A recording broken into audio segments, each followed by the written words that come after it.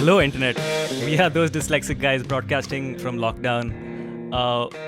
I'm Kailash. I'm Pranav. So, our guest today is Professor Proteep Mallik from Azim Premji University. And we're going to talk to him about the state of education and how it's been him taking classes during the lockdown and how the lockdown itself has affected his day-to-day life. Welcome to the show. Welcome. Yeah, thanks Kailash. Thanks Pranav. Happy to be on. Can you give us a few lines about who you are, what you do, and how this lockdown has directly affected you? Sure. So I'm a physics faculty at Azim Premji University, and we have an undergraduate program in physics, apart from many other things. Obviously, I could do a plug for the whole program, but I think azimpremjiuniversity.edu.in will give you all the information. So my background is in physics, and I studied physics at the undergraduate level and at the graduate level. And basically studied optics. I specialized in optics. What made you want to go into that specialization as such? What do you mean by optics? For someone who doesn't know, what do you mean by optics in terms of physics? Is it lenses?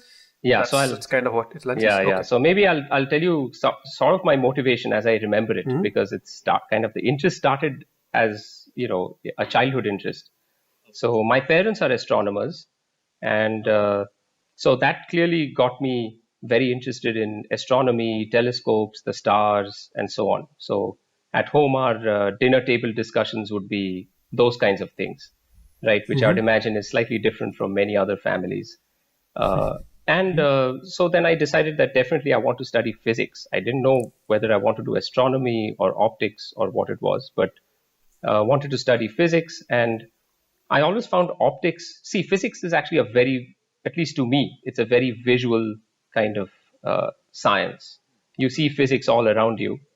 And of the, visual kind of areas of physics, optics is one that is especially so, because just simple things like looking at the blue sky or looking at stars or looking at a rainbow, looking at oil films on water, looking at lights, whatever it is. You see, basically optics is the study of light.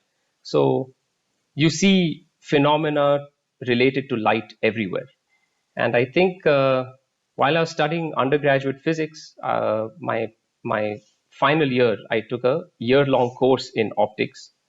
And that really spurred my interest because I was able to connect these very interesting theories in optics and physics to all these very interesting phenomena that you see around you. And I kind of decided that, I want to do something in optics. And primarily, I actually want to do something with telescopes, because telescopes are an amazing optical device or instrument, very simple, but a lot of cutting edge physics, astronomy, semiconductors, mechanics, whatever, engineering, so many things are driven by the desire for humans to build bigger and better telescopes. So I kind of wanted to get into that area. And so in graduate school, I worked on a lot of projects to do with optics for telescopes. And and then after that I realized I don't want to be a traditional academic, at least not initially.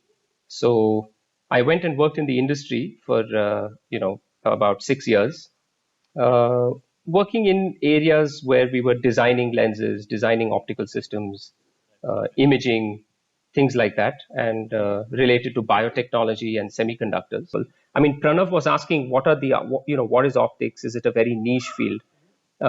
It is niche in the sense that, it can get pretty complex, and it's highly driven by technology.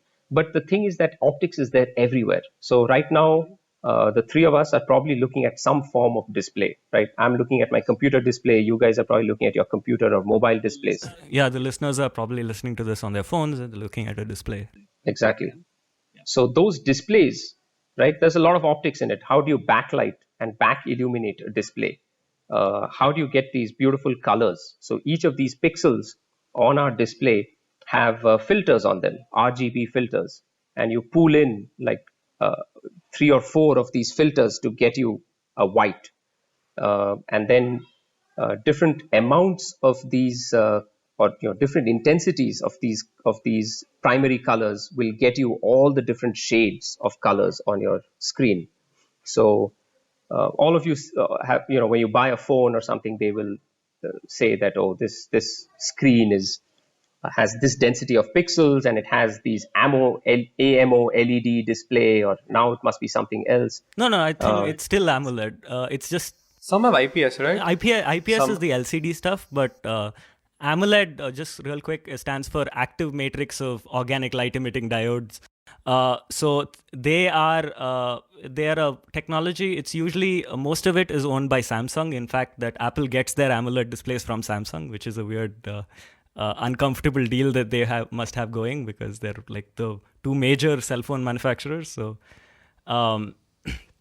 I think they're still using AMOLED. It's just a different, they have different marketing spins on it, reducing the thickness of the glass, bringing the display closer to the front of the screen, that kind of stuff.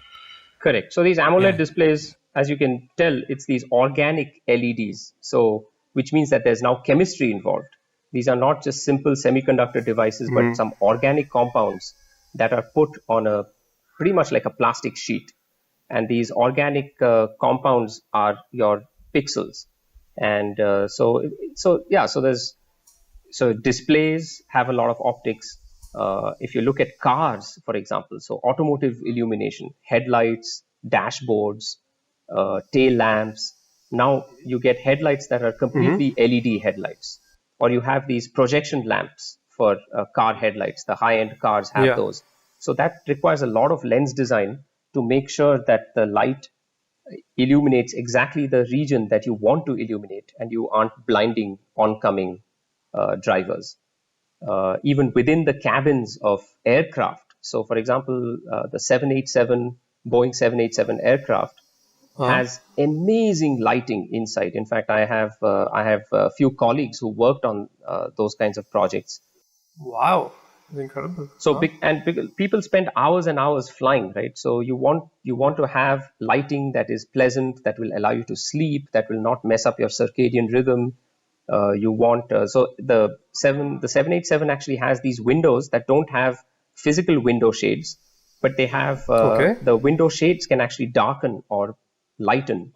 So they're obviously some sort of liquid crystal embedded windows there. And so even designing the lighting within a cabin of an aircraft has a lot of optics and a lot of study there. Then obviously telescopes, astronomy, imaging, any kind of thing that requires imaging. So mobile phones, I think Pranav talked about mobile phone cameras, are extremely sophisticated now. There's a lot of software behind it, but also a lot of interesting optics. The fact that a mobile phone can take pictures of such high quality is, no easy feat. I mean, it's really something that's incredible. And in medicine, optics is used tremendously for things like laparoscopic surgery. Now you have these endoscopes that have cameras fitted at the ends. You make a kind of a tiny hole in, an incision in the body, and you send this whole laparoscope with the camera inside your body. And the surgical tools. They're even swallowable cameras. I mean, these have been around for some years. Correct. So there's in the medical field, medical imaging, surgery, biomedical optics, microscopes, where people are looking at increasingly smaller and smaller samples. Things like the coronavirus, for example. If you want to image the coronavirus, the viruses are very, very small. So you need high resolution microscopes. If you want to sequence the RNA of this virus, then a lot of the techniques that are used are actually optical. You kind of are looking at how these nucleotides are, how the nucleotide chains form on an RNA, and there are optical techniques to do that. Tagging these RNAs with fluorophores and then looking at which fluorophores are where. That will tell you which nucleotides, and then you can kind of figure out the whole RNA sequence. Just to clarify, a fluorophore, from my understanding, is a compound that latches onto a particular bit of RNA, and then when you blast it with light, it glows, basically, right? Okay, Exactly, okay. exactly. Thank So you. if you think about, you think about the RNA that has, let's say, four nucleotides, the A, T, C, G, that many of you would have seen on a DNA. If you tag each one with a different kind of fluorophore, and then you blast it with light, based on which fluorophore lights up, you can tell which of these nucleotides that fluorophore was attached to. Okay. So then you can kind of figure out the whole sequence of the RNA. And I'm sure those are the kinds of techniques that are now used to quickly sequence a virus like the Yeah. coronavirus. And a lot of this information comes from Yeah. optical imaging and microscopy and things like that. So yeah, I mean, optics is a very, very vast Yeah. field, and pretty much every industry or high tech industry is using optics at some level or the other. So when you talk about telescopes, you think because of I have a friend who has a telescope and he loves going up on his roof, and he was telling me that this lockdown is an incredible chance because of the lack of light pollution and general pollution, you can see stars much clearer even from in the city. Yeah, absolutely true. In fact, Wow, it's actually affected the seeing in Bangalore. Yeah. it's affected the seeing tremendously. It's now the skies are as good as they were in my childhood, and I'm talking Really? about my childhood, which was 30 years ago. Wow. So I haven't seen skies like this in Bangalore in the last 30 years. Do you still go on your terrace with a telescope or just take a minute out a day? Yeah. So I go up there. I take my kids up there. We don't have a telescope here, but I have binoculars. So we take the binoculars out, and we've been looking at you can see Orion Nebula with your naked eye, and many more stars that you can see now than you could just like 3 or 4 months ago, That's amazing.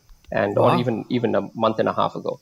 And that's completely not due to light pollution so much, but due to just the particulate matter. Yeah. So I mean, it's related to light in the sense that you have pollution and then you have light, and light scatters off these pollution particles, and it causes this kind of background glow of the sky. And that glow is just not there. Even though people are using lights as much as they were using before, there just aren't enough particles to scatter that light to cause this poor night sky that these cities nowadays have. So is that yeah, particular matter because of pollution or because of construction, or all out above just movement of vehicles up Yeah. and down? all of the above. So exhaust, construction dust, just humans moving around will kick up dust in the air, right? So just all of that, all kinds of human activity will kick up dust, and obviously there's a lot of and pollution and aerosols and things like that Yeah. from vehicular pollution and industries.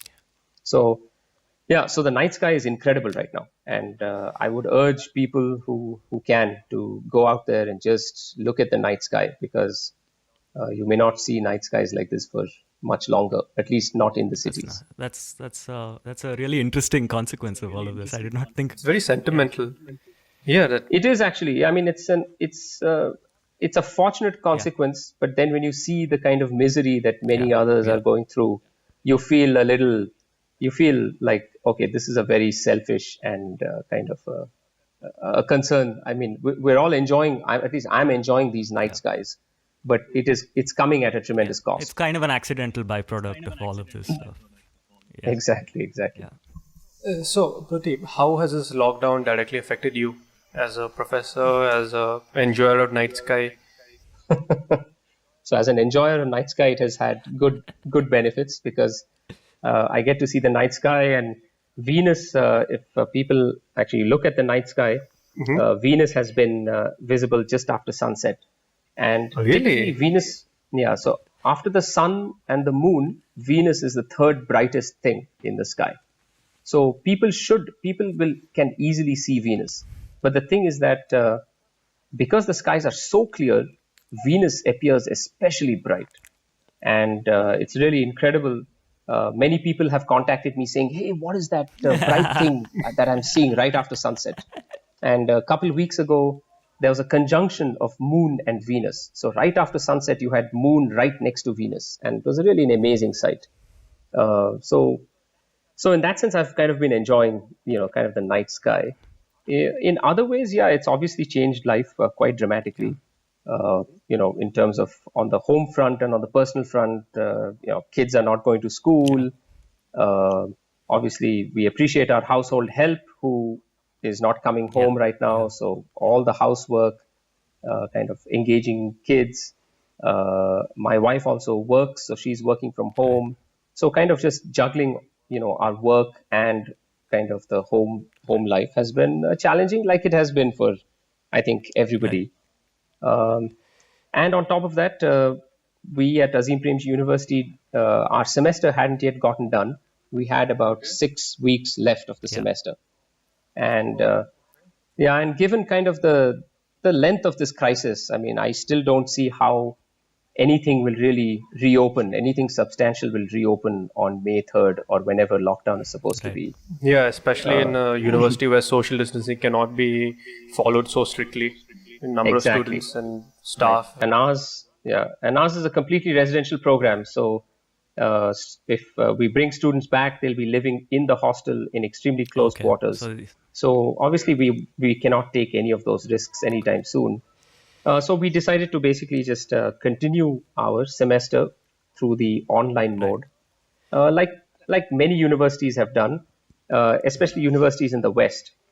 Obviously, it's a huge challenge because one, in-person classes and online classes are completely different. The level of interaction and so on.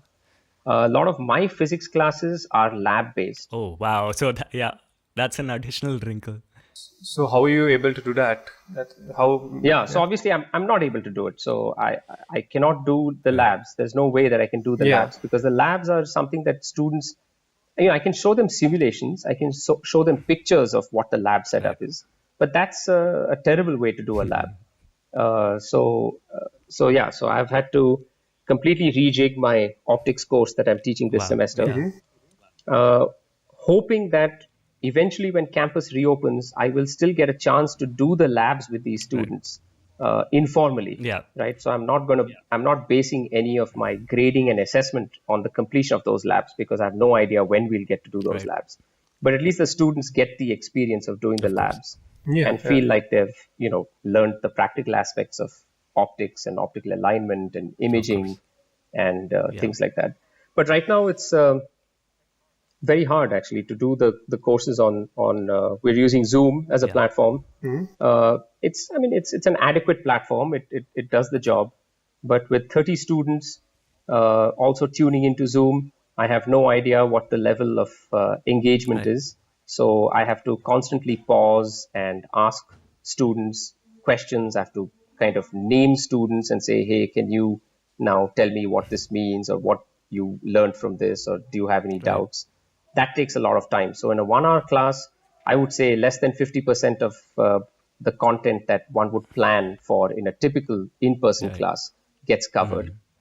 The other really important thing is the fact that not everybody has equal access to the internet and to a quiet, safe, comfortable place in their homes where they can take these online classes. So many of our students, close to 30% of our students, come from very disadvantaged backgrounds from rural parts of the country.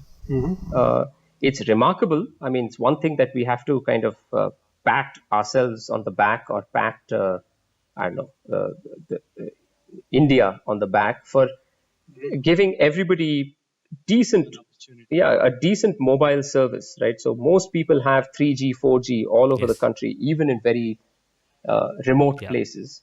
And so I have students who are in very, very remote areas, sitting in Arunachal Pradesh, sitting in rural Telangana, sitting in rural Bengal, who are all able to kind of log into the Zoom platform and at least get good audio, if not video. Okay. So they can hear me, and sometimes I can screen share and they can see my screen if their video is working. And I can give them notes in advance.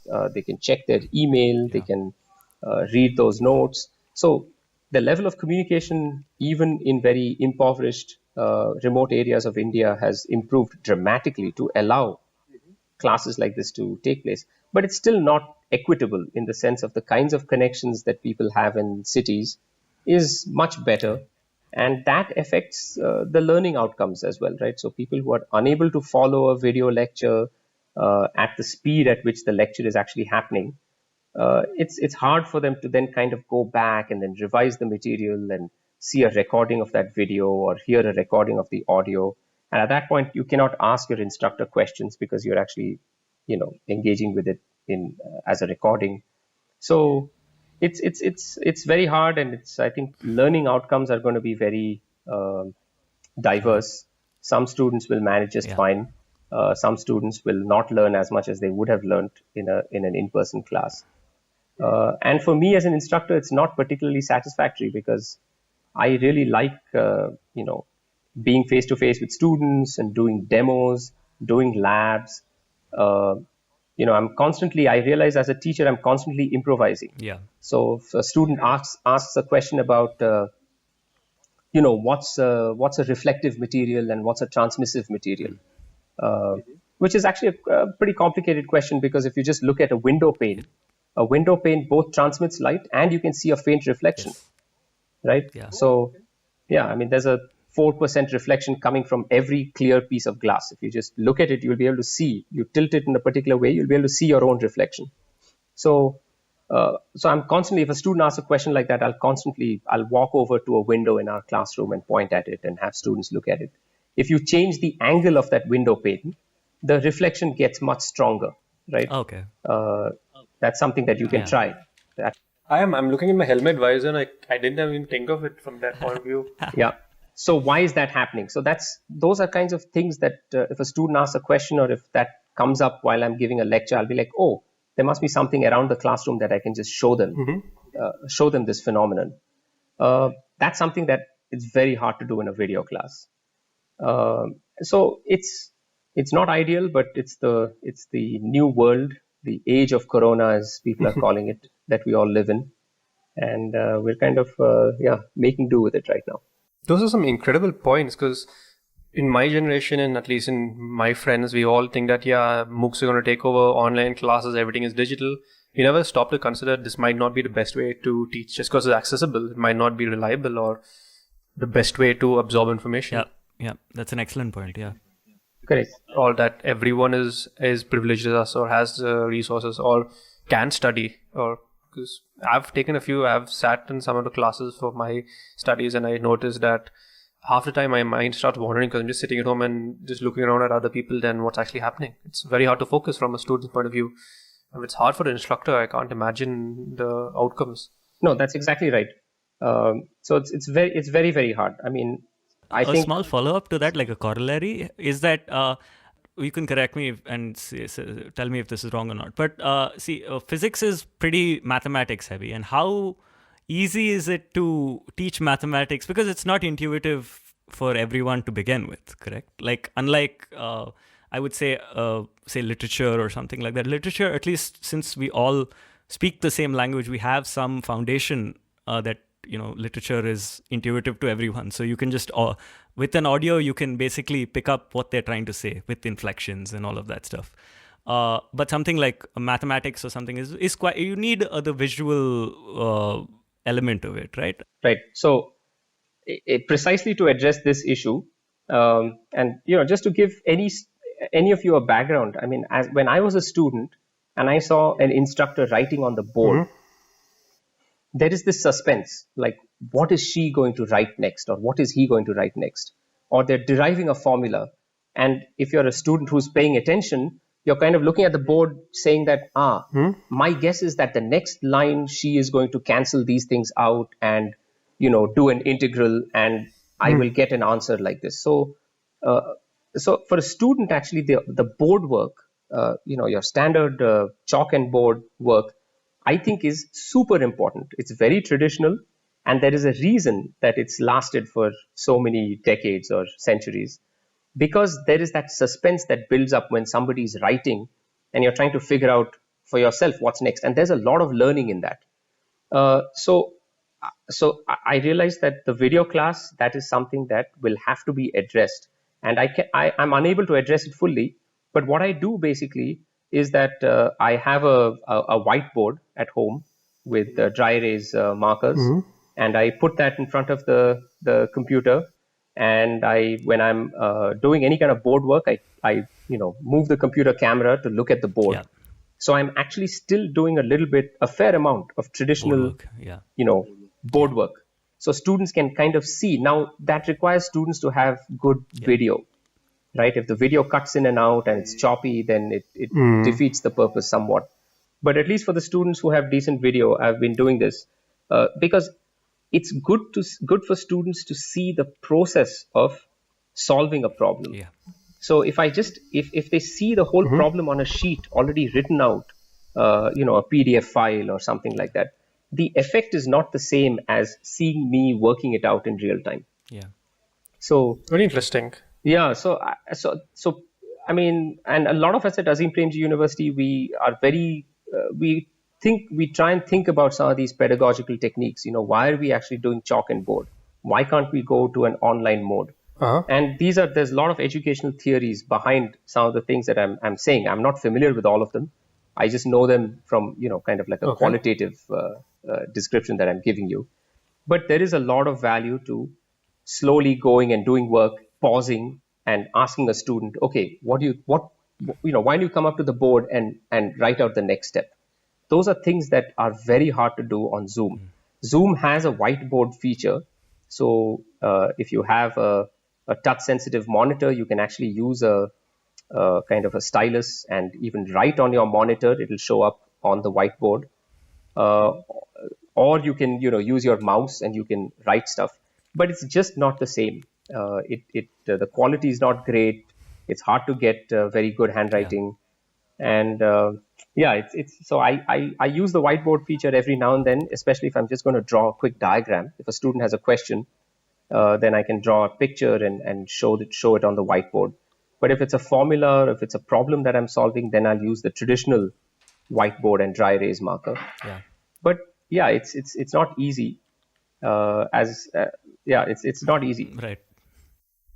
I think this is a sentiment shared by many instructors because I watch most of my dance classes online now on Zoom, and when I try to practice anything, I realize I don't remember anything as much as I was in the class with people around me and we're in real time doing it.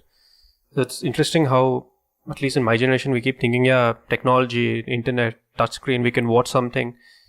Maybe the truth is we won't learn as much and we're just fooling ourselves. Yeah, I really think video classes no way can compensate for actual physical presence. I mean, they can be an enhancement, they can be a kind of a complementary thing, but it would be a shame if robots and video classes took over the education system. You don't want the physics bot 9000 teaching classes? No, I don't. Boston Dynamics, better or enter. Yeah, Boston Dynamics.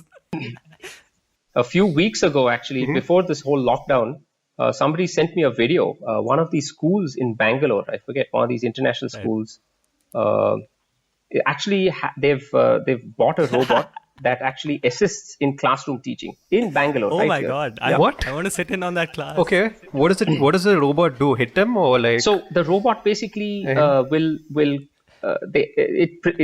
projects. There's a slideshow, and the robot will actually talk and explain the slide. And there is a teacher there who, if there's a student question and stuff like that, then the teacher kind of complements what the robot is saying. But the robot is kind of the primary teacher. And obviously, it's being done on an experimental basis to see if robots can take over some of the routine parts of teaching, which is talking through a slide and saying some of the, just the more rote things. But it's kind of crazy that they're doing this at a school in Bangalore, with a robot. They couldn't afford an iPod and speakers or like a mobile and speakers at this point to just because if I assume the robot's going around and monitoring the student's heartbeat and trying to understand how much it's concentrating, not just RoboCop regurgitating.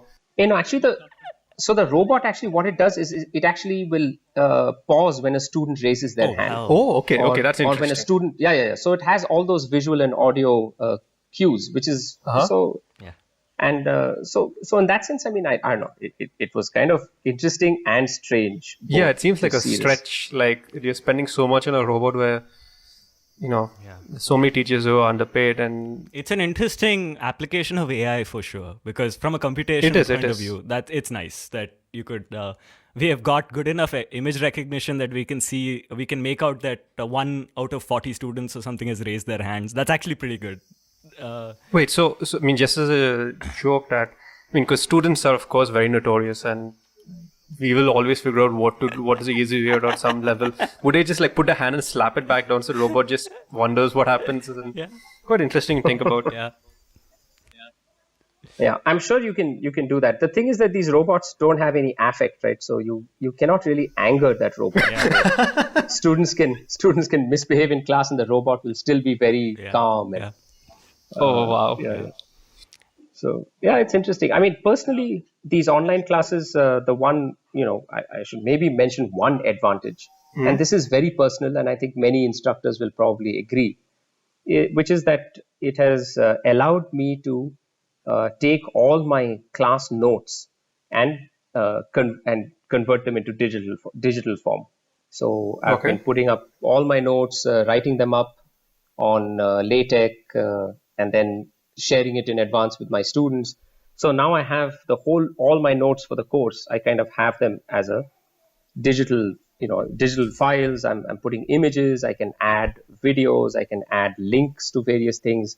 So it's it's helped in organizing and putting it all up on a computer. Whereas earlier I just had it written on loose sheets of paper, which I would use to teach in a class. So in that sense, there's a benefit. Someday, I don't know if I will get to do it, but someday if an instructor wants to write a textbook based on a course they taught, this would come in great use. Or if they wanted to actually have an online or a distance learning course formally, then these are things that they could use there very quickly. So And so, considering your opinions on online education, how do you see this, in the near to medium future, like 5-10 years?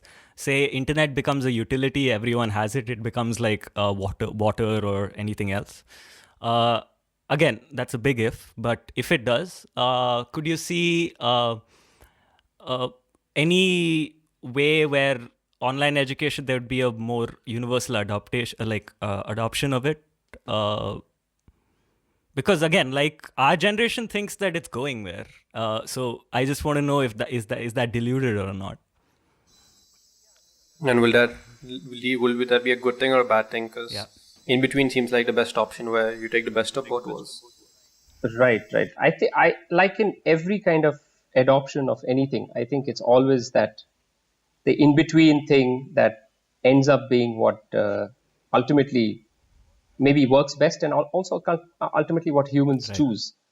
I mean, like you look at automobiles, it's very hard to have fully electric cars, and if you want to change over, maybe hybrid technologies are, it's not really caught on in India. I'm not sure why, but hybrid cars are I would say it's a best of both worlds kind of situation. So I mean, online teaching I think also will be somewhat like that. I think what will happen though is that because of this pandemic and the lockdown and the fact that everybody is trying to do things online, we will be better prepared in the future, such that maybe even government schools and so on will have the facility for some sort of online teaching, which I think I would imagine most government schools don't have anything like that now. There are these VSATs and there's satellite courses taught through. I mean, there are these courses taught through satellite that the government conducts. I've never taken a course. I've not seen how it's done. And some government schools, I think, have access to this VSAT platform. But I think that things, the internet and things like that, will become more routine in even some of the more remote and disadvantaged areas. So if there is another lockdown, actually, when there is another lockdown, frankly, at this point, there will be more pandemics to come. And or other reasons, right? So we will then have the ability to quickly switch to an online mode. I don't see it replace traditional teaching in any way. And in fact, I will not be surprised if after this whole online experiment that we're all doing right now, most people want to get back to traditional teaching as quickly as possible and realize the utility of traditional teaching. So it may slow down this craze towards doing everything online. Oh, how? Okay. It may make people pause that, hey, let's get back to human connections and those kinds of things. So it's very hard to say where it's going to go right now. You have the two extremes and you have somewhere in between. I think it's going to go in between, and I think this pandemic will help people at least be prepared and have good online connections everywhere that they're needed, like a water connection or an electricity connection.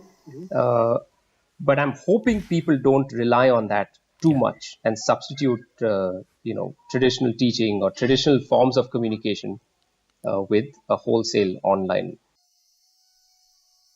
It's an interesting thought what the future will happen and when, if and when and how pandemics come again. When you were a student, how do you think you would have dealt with the situation and your contemporaries when they were students, when you were young, if this had happened then? Yeah, it's a great question. I mean, when I was young and when I was in school, we had these 128 KB, 512 KB RAM computers, and dial-up modems, and dial-up modem when I was like in high school and so on. Wow. All right, so if we went online at that, I know the question you're asking is if I were a student now, probably, but when computers are first coming online in the late 80s and so on, I think it would have been very exciting to do anything on a computer. So, but I really think that being a student taking online classes, and I've spoken to a lot of our students at Azim Premji University, most of them do not like it. They really, but if I ask them how are online classes going, they say it's fine. And the reason they're saying fine, if you dig deeper, is the other option is that there are no classes and there's no connection. And they can't talk to their friends, they cannot talk to their instructors, there's nothing happening and they're bored.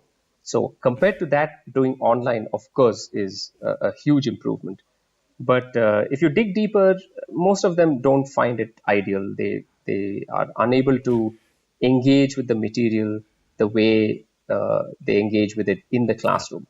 So I think if I were a student, I would, and I've thought about this, as a teacher, I'm really not liking it. But at least as a teacher, when I'm teaching an online class, I'm fully engaged because I have to teach it and I have to figure out ways to make students understand things.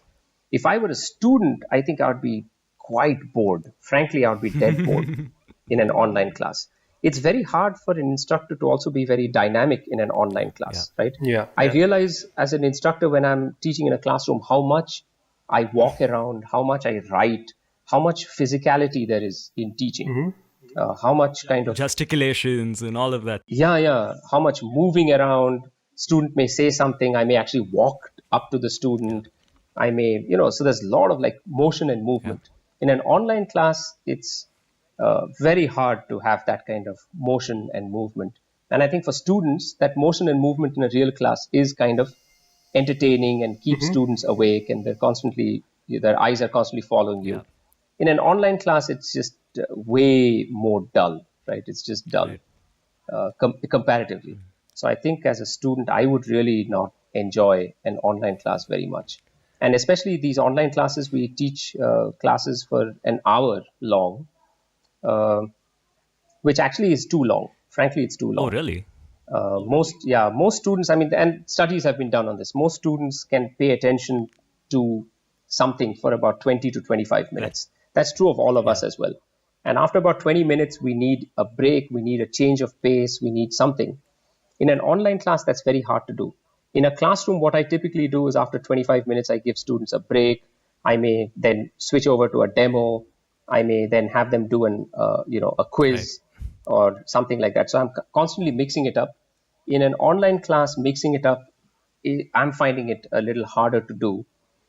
So after 45, 50 minutes of teaching, the students are quite tired and bored. And remember, I'm teaching, maybe 6 hours a week, but students are taking about 18 hours a week of online classes, Oh, right? yeah. I'm teaching 2 courses. Right. Each student is taking about 5 courses. So their online load is like 2.5 to 3 times more than mine. Yeah. And they're probably going back and re-listening to recordings or reviewing the videos. So Yeah. it's I think I cannot imagine actually the psychological impact that it's having on the students. I mean, I'm sure there'll be a lot of interesting medical and psychological studies that will come out Yeah. of this whole online world that everybody is living in Sure. right now. And even over a month, I think it can have some very adverse impacts on students. That's a great point, because I wonder how the circadian rhythm is with so much of light bombarding them all the time, and how they feel with the screen always in front of them. It's quite interesting to know how messed up they'll come out. Yeah, and Also- then the fact that a recorded lecture, they can listen to it at 1 in the morning or 3 in the morning, or, I mean, so this online thing is, yeah, exactly. The circadian rhythms are probably completely messed up right now. Yeah, and I'm also curious, if you put physics and a lockdown together or any pandemic, the first person that comes to my mind is Isaac Newton. And because of a plague when he was in university, and you guys will definitely know the story better than I would, what all he was able to create. Are you excited to see maybe one of your students popping out with a new theorem on physics or optics? Newton was Newton, right? So, and the guy was, Eccentric for sure. eccentric. I mean, he was motivated by alchemy. I think that was probably, and this is documented. It sounds a little nuts, but he was motivated so much by alchemy that 7 colors of the rainbow, because he thought 7 was a sacred number. So like he added indigo, even though indigo is basically blue. Or right. So a lot of things he was doing. I think he was motivated by like creating gold and doing all this magic. No, but I mean, seriously speaking, there probably are some students who are using their time creatively. But the thing is, see, Newton during those times, 17th, 18th century, there were probably no other distractions. So when he was at Cambridge and they had the plague and he went back home, and it's part of legend, right? During that few weeks or months, the kind of creative output. So many of his that was his Annus Mirabilis. exactly. But my guess is that he had nothing else to do, so that's what he did. But now students have all kinds of other things to do, right? So they're probably seeing the news and all the hysteria surrounding the pandemic. They're watching movies, they're watching other online things. And Newton was frankly a privileged guy, right? So he probably didn't have other home things to worry about. Whereas a lot of our students, they're dealing with parents who are out of work. Many of their parents are daily wage workers. They probably have to fend for themselves in terms of getting food on the table every day. So I think that I feel that we are being a little unfair on many of our students, having them take these online classes because they have many other distractions and many other real things to kind of. Also, I think physics has changed over the past 300 years, right? I don't think you can make a fundamental discovery in physics anymore. A single person, it's difficult. Like you could maybe dot some I's and cross some T's in a particular field or something very niche, but a general theorem is going to be very, very difficult to, like something new, a new bit of physics is going to be very difficult to derive now as a single person. I don't know if you'd share that sentiment, Pradeep. Yeah, I mean, I think that's kind of true. Though, we're not comparing with Newton, but what I think maybe one way to rephrase your question is, can students discover something for themselves? It may have been discovered before, but can they do something that is really very ingenious and really interesting? And that's totally possible, I think. Yeah. But I still think that even that at this stage is harder than it was 300 years ago, just because of the level of distractions and the kinds of diverse students and situations that these students are in right now. Because if you look at people like Newton and Cavendish, they were obsessed and they didn't give a crap about their physical health or anything like that. They just they just were locked up and doing physics, and that's it. And very little else to their lives. And it's not even clear that that's a standard that we should be aiming for at this point. Like from someone of my generation, right? It doesn't even seem like a realistic thing to aspire to. Sure. And some of those physicists actually had everything else they needed, right? They didn't have to Of fight for course, yeah. food, or they didn't have to, worry about some of the other day-to-day things, because many of them were like lords, and they were royalty, or they were some form of, the elite. So, Proteep, I'm just Yeah. curious. The online classes, are they? I don't know if Azim Premji University has attendance for their classes. So, are these online classes mandatory? Yeah, they are. So we Oh, are. okay. Yeah. So we have a pretty. I won't say stringent, but a pretty consistent uh, attendance policy. The reason is, again, we believe that students will learn only if they are fully engaged. Right? Absolutely. So, in fact, when we interview students, that's one of the questions we ask. I mean, that's one of the things we try and gauge. How engaged will the student be? It's not just coming to the university, getting a degree, and then getting a job. We want students to be really fully engaged. And it's not, being fully engaged doesn't mean that you only get, A's for grades.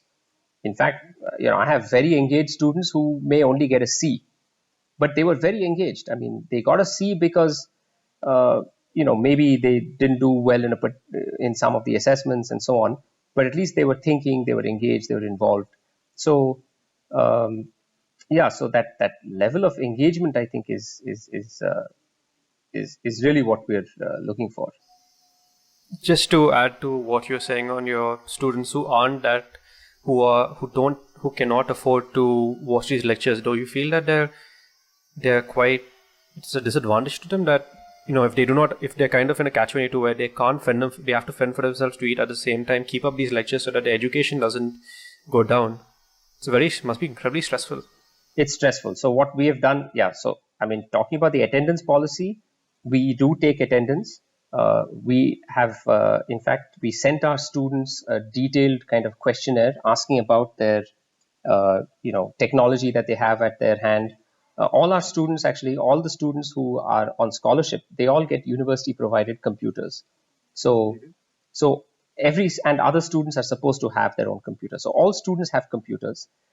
Students who don't have reliable internet connections or 4G connections, the university has actually ensured that they do, if the reason is financial.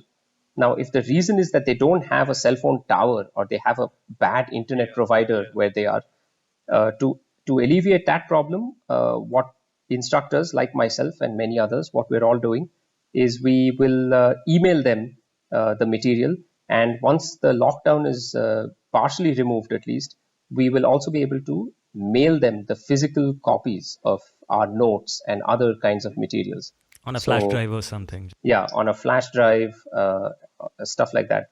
So there are a handful of students who have technological difficulties because of poor connection, because of devices they're using, and so on. And we are making full accommodations for them. They are they are at a disadvantage, right? And that's the reason why we are trying to go easy on them and trying to figure out how we can make their learning more meaningful. But yeah, I mean, that's exactly one of the pitfalls of online classes that I was talking about earlier, which is this unequal access to technology. So many of our students, I mean, I found it hard to believe, but when you see it, it's not. Many of our students, they come out of high school, when they're given when they get that university computer, that's the very first time in their lives that they have actually opened a computer and typed on it or done anything with a computer. Okay, you would imagine that in the 21st century, there are no 18-year-olds who have not used a computer. But Exactly. I mean, going back to the initial part of the conversation we were having, because of the universality of how cheap computing is, right? It's basically almost as cheap as the sand that it was made from, in some sense, right? Like the silicon itself. So, but the thing is that there are millions of Indian students who have never seen a computer before they come to college.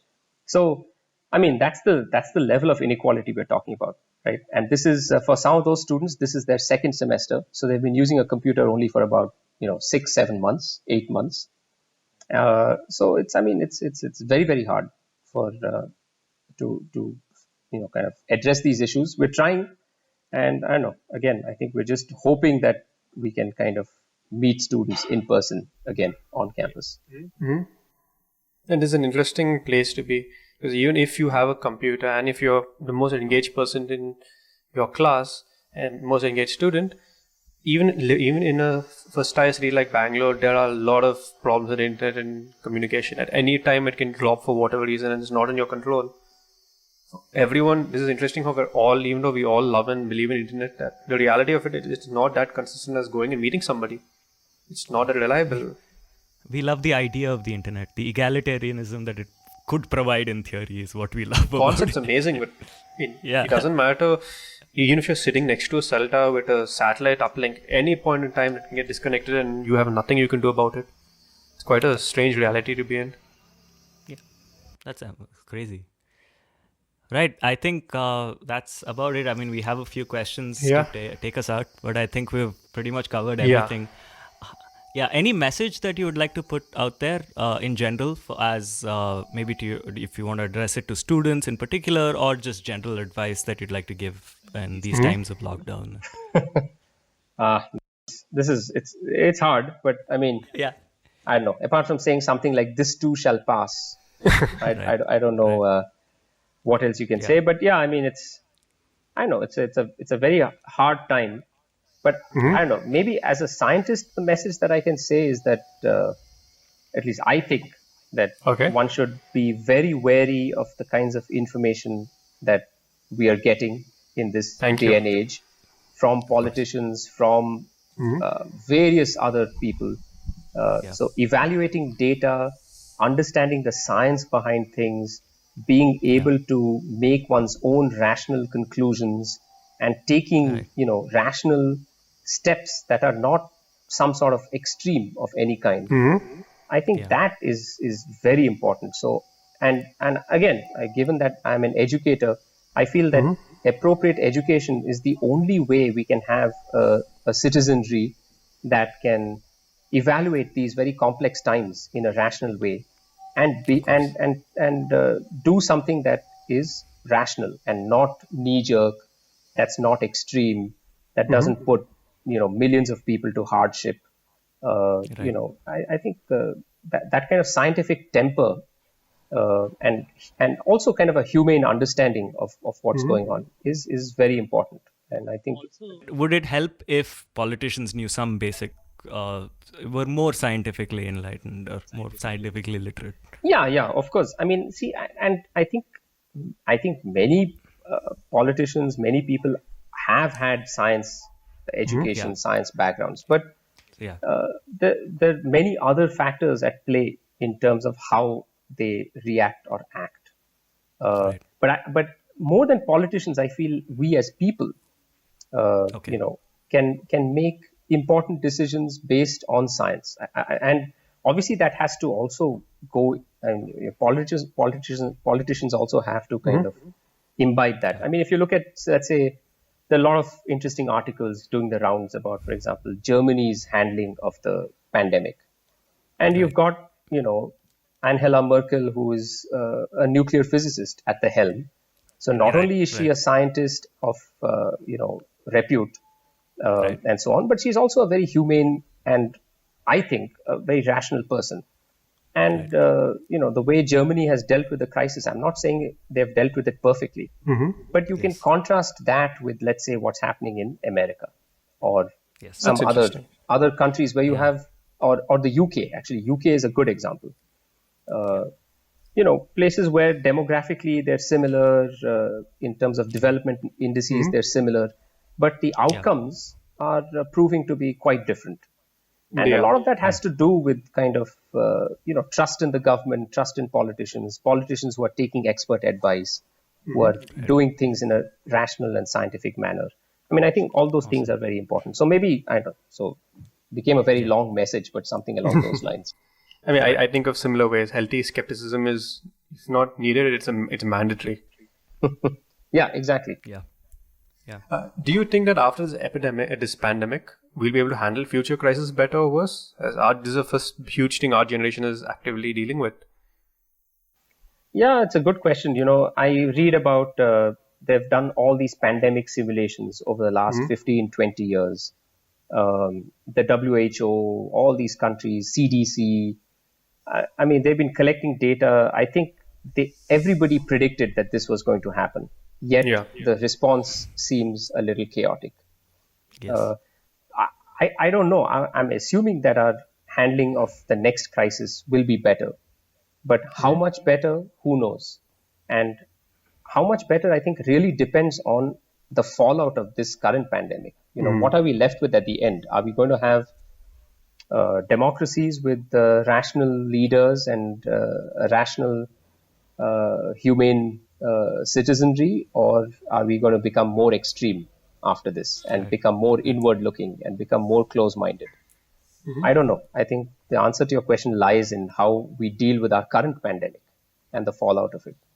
Which will only see after years and years after this gets over. Fallout is very hard to measure. Yeah, very exactly. How has your daily behavior in diet and media consumption changed? That's something we're asking everybody. Okay. Yeah. I can tell you, man, I've been, one thing that keeps us excited as a family is cooking. So we've been cooking up a storm. Where we live, thankfully, some of the specialty stores also are open. So we've been making like pizza and this and that. Oh, are you serious right now? Yeah. So awesome. Baking a lot. And honestly, I think, again, I feel bad saying this, right? Because we are highly privileged. And pretty much whatever I want to buy is just around the street corner. So, so I would say that we're cooking very well, very healthy, really enjoying that experience of cooking and eating a lot. So in that sense, food-wise, it's actually gotten a lot better. There's also a lot more time to cook. Media consumption, frankly, we don't have a TV at home, which I'm very thankful for. I would say that. Yeah. In today's world, internet is good enough than a TV. You get everything. True.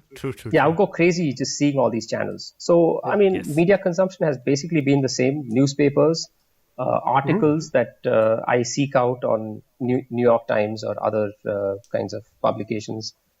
Try and get some bit of local news through Hindu or other things. Media consumption has not really changed a whole lot. I am kind of tracking the progress of this virus. So I'm plotting the exponential growth and really. Can you give us some early results?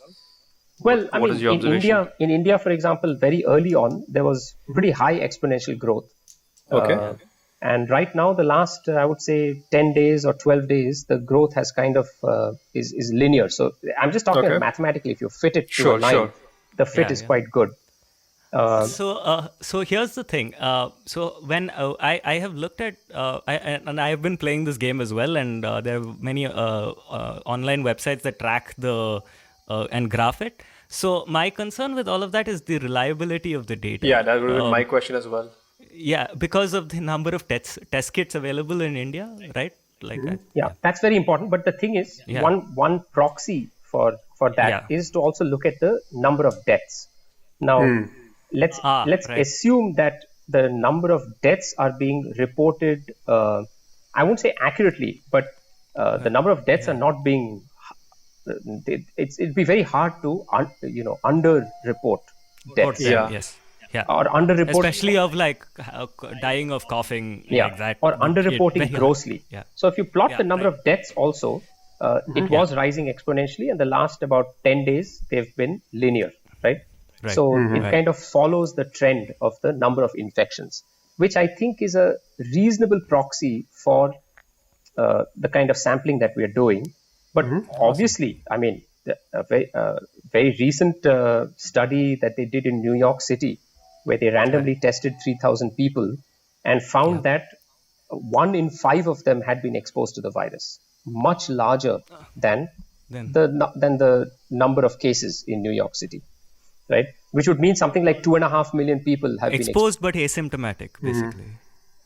Yeah, exactly. Wow. So if you look at those kinds of numbers and extrapolate to, let's say, in India, I wonder if 1 in 5 have been exposed. It's highly possible because we may be social distancing in some of these very large residential neighborhoods, but I don't know how good the social distancing is in more congested. Yeah, I can tell you for a fact that when Modi announced the lockdown, all of these every shop in my area was flooded with people just trying to all coughing next to each other, just piled up, and I was like, wow, this I know this is the best thing to do, but this is just there must be a better way.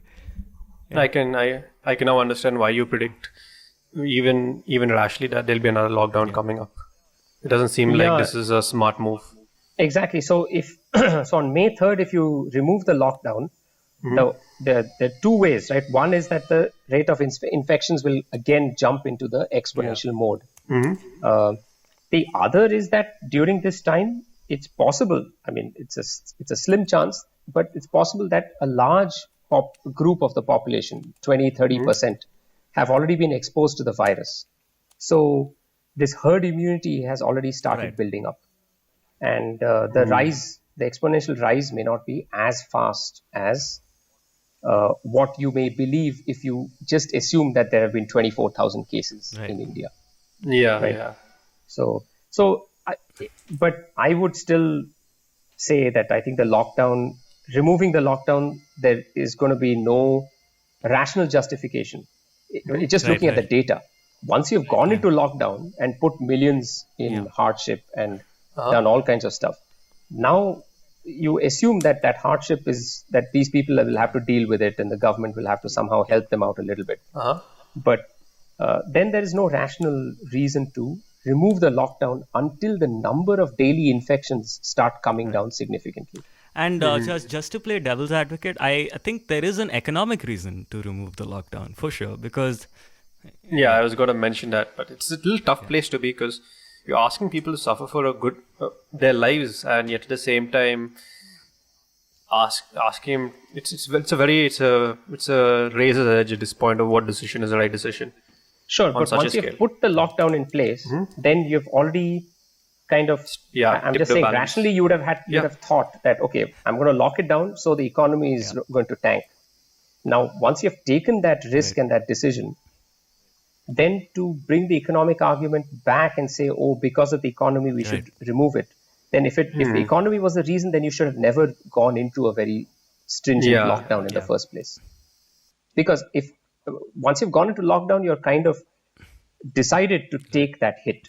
But I think that hit kind of magnifies as long as the more months we are. The longer it's closed down. And there's some people who take the hit much worse than others, and that shouldn't be a justification to kill everybody. No. It's hard on both sides, right? Yeah. We're not talking about like Scrooge McDuck getting more money, Pranav. We're talking about daily workers being able to. No, absolutely. So every day is trouble for everybody. Everyone's suffering unitedly, and that's interesting. Okay, so we do this thing because this is a question Kailash came up with. As we're in a desert island situation, lockdown, we're all confined to ourselves. What are the three things you'd carry to a desert island? Namely, a book, a song, or what would you carry in this situation? What is if you had no other thing to consume? Like an object, something you'd like, so a book, an album, whichever. Yeah, one of all of these. Interesting. Yeah, I don't know. I mean, I would basically, I've actually learned music for many years, Hindustani and Carnatic music. So I would probably take at least a few of my music books with me, because that would keep me busy for a lifetime in terms of practicing songs and singing and so on. Yeah. Okay. So, and it's here on a desert island. No one can hear you sing. Exactly. So I can just belt it out.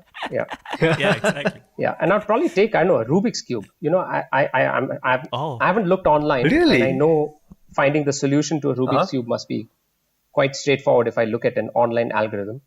But, and I've not tried seriously because I've not had the time to solve the Rubik's Cube. But I'd probably just take a Rubik's Cube with me because I could just sit on an island and figure it out and then.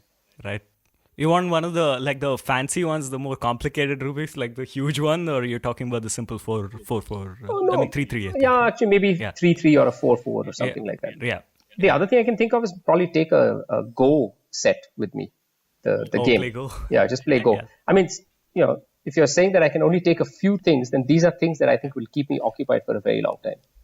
In terms And of what about in terms of reading, I mean, again, hard. That's a tough question. I would basically read it in a couple of days and then what? So it has to be something that I would want to read over and over and over again.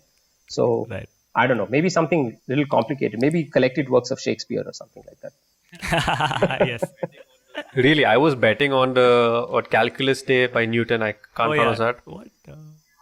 Philosophy Principia. Oh, Principia Mathematica, yeah. Yeah, or maybe something like that, like take a book of integrals and just try and solve each one of those integrals. Yeah. Well, would you play Go with like AlphaGo or something? Because you're alone on this desert island. So who are you going to play Go with? You can just play it by yourself. You can play against yourself. Oh, right? you can. Okay, I did not know that. I've Yeah, never yeah. played Yeah, Go. I mean, it's like chess. Okay. It's like chess. Okay. Yeah. Right. I have no idea what Go is. Okay. Okay. Yeah, GOH. It's an amazing game. It's actually if you look at all the permutations and combinations and the solutions to the game, orders of magnitude more than chess. Oh, okay. Chess is, I think, 10 to the 120, which is already more than the number of particles in the universe. And then this is more than that. This is more than that. So Go is like that ultimate game where, the possibilities are just essentially infinite. I mean, yeah. So. Oh, I mean, it reminds me of backgammon. The first time I looked at it with the tiles. Okay, very interesting. Well, I mean, this is from this conversation is an incredible point of view that you've given us, and I'm really glad that you have a chance to interact with your children and show them what drove you to become a physicist and specialize in optics by showing them the night sky. Yeah. Hey, thanks. It was fun. We had a Thank you for being on, Pranav and Kailash. Thank you, Proteep. Yeah, thank you. Thank you so much. Okay. Yeah. Bye. Bye.